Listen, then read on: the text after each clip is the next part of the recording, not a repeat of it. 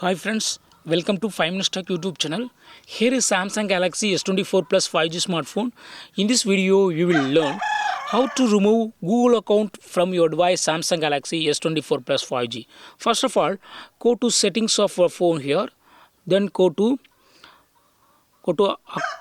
accounts and backup and click on manage accounts and select the email ID that you have associated with your phone and click on remove account and it will ask you confirmation. Click OK and it will ask you to confirm with your pattern.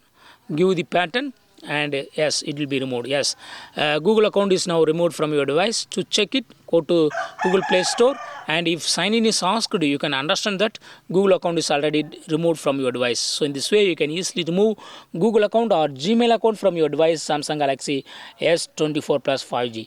That's all friends. Thanks for watching. Bye bye bye bye bye.